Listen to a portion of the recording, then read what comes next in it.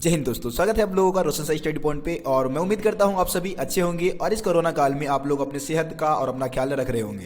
तो बहुत सारे बच्चे कमेंट कर रहे थे कि सर आप लगातार हिस्ट्री की वीडियो तो डालते जा रहे हैं लेकिन पोल साइंस की वीडियो तो आप डाल ही नहीं रहे। तो यार लो, आप लोगों के लिए आपको जो सर है वो पोल साइंस की वीडियो भी लेकर आ चुके हैं। तो आज की इस वीडियो का जो हमारा टॉपिक है वो है कार्यपालिका, विधायिका और न्यायपालिका। दोस्तों आज की इस वीडियो में हम किसी चैप्टर को नहीं समझने वाले हैं, बल्कि ये इंट्रोडक्शन वीडियो है जिसमें आपका कार्यपालिका, विधायिका और न्यायपालिका ये जो तीन अलग अलग चैप्टर है उसका इंट्रोडक्शन देने वाला हो कि हम इन चैप्टर में किन चीज़ों का अध्ययन करने वाले हैं। तो देखिए दोस्तों, ये जो वीडियो है 11th क्लास के स्टूडेंट के लिए इंपॉर्टेंट तो है ही है, इसके अलावा जो भी स्टूडेंट कार्यपालिका, विधायिका और न्यायपालिका को समझना चाहते हैं उनके लिए भी इंपॉर्टेंट है। ठीक है, वो स्टूडेंट ये समझ नहीं पाते कि यार हमें कार्यपालिका में किन टॉपिक का अध्ययन करना है, हमें किसकी बात करनी है, कार्यपालिका में, विधायिका में हम क्या समझेंगे और न्यायपालिका में हम क्या समझेंगे। तो आपका भाई आज आप लोगों को बहुत ही सरल भाषा में और आसान भाषा में, आसान शब्दों में आपको कार्यपालिका, विधायिका और न्यायपालिका को लपेटने वाला है, समझाने वाला है। तो वीडियो को एंड तक देखो। यार अभी तक आप लोगों ने अगर चैनल को सब्सक्राइब नहीं किया तो यार जल्दी से सब्सक्राइब कर दो और बेल आइकन को प्रेस कर दो, नहीं तो बाद में आप लोगों को पछताना पड़ेगा। तो चलिए दोस्तों, अब हम वीडियो को शुरू करते हैं।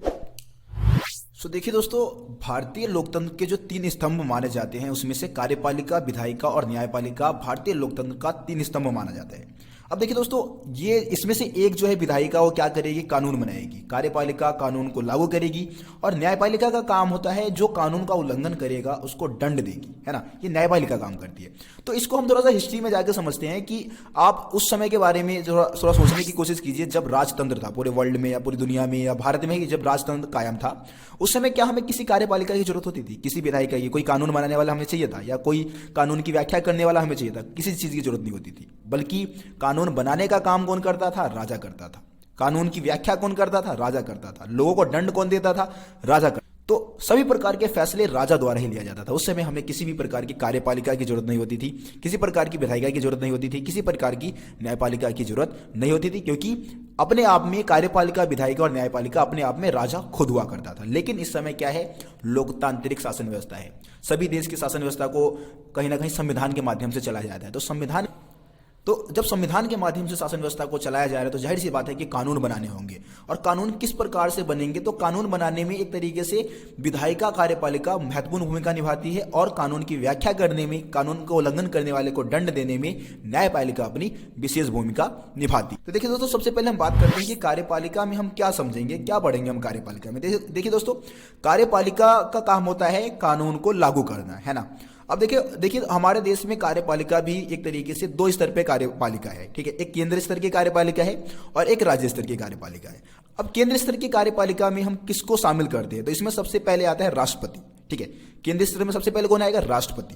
ठीक है, उसके बाद उपराष्ट्रपति, उसके बाद प्रधानमंत्री और उसके बाद मंत्रिपरिषद। लेकिन इनमें से सबसे ज्यादा जो पावरफुल है वो प्रधानमंत्री है। राष्ट्रपति एक तरीके से कार्यपालिका का हेड तो होता है, लेकिन वास्तव में पूरी शक्ति किसके पास है भारत में? तो प्रधानमंत्री के पास है। ठीक है, ये केंद्रीय स्तर की कार्यपालिका हो गई। दूसरी राज्य स्तर की भी कार्यपालिका है ना। आपको पता है कि भारत में दो स्तर की सरकार है, केंद्र स्तर की, राज्य स्तर की।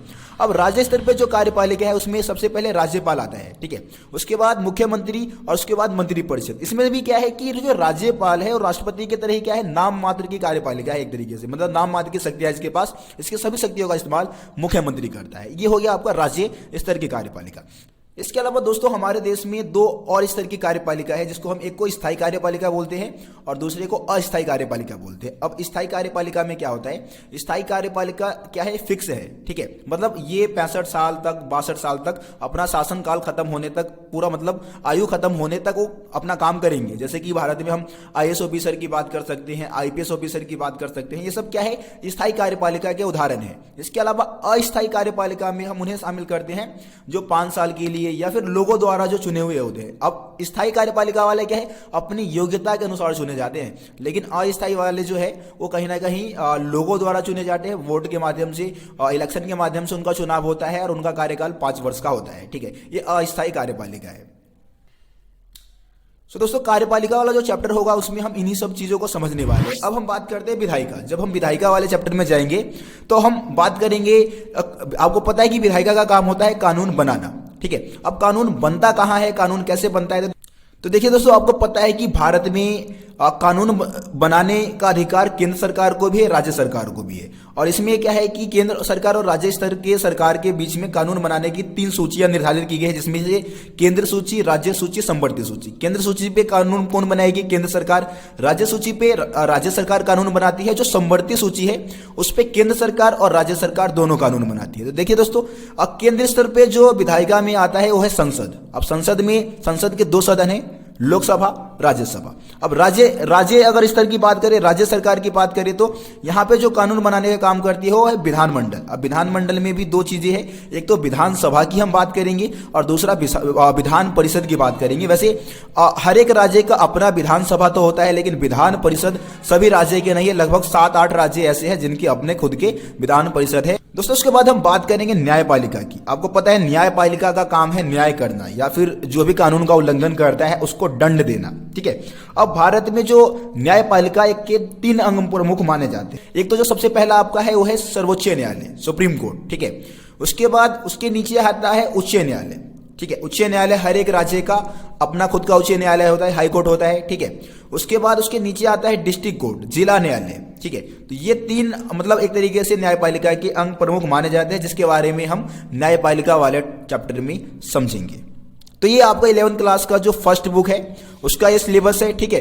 इसको आप इन्हीं 3 चैप्टर को आपको समझाने हैं, तो आपको बहुत ही अच्छे से और बहुत ही बारीकी से आपको मैं समझाऊंगा। ठीक है। और एनिमेशन वीडियो के माध्यम से ही सारे टॉपिक समझाने वाला हूं। ठीक है। तो यार इस वीडियो को आप लोग ज्यादा से ज्यादा शेयर करो अपने दोस्तों को, और चैनल को अभी तक सब्सक्राइब नहीं किया तो जल्दी से सब्सक्राइब कर लो और बेल आइकन को प्रेस कर दो, ताकि मेरे चैनल पे आने वाली सभी वीडियो का नोटिफिकेशन आप तक पहुंच सके। तो चलिए दोस्तों, मिलते हैं फिर आप लोगों से अगली वीडियो में। तब तक के लिए जय हिंद, जय भारत।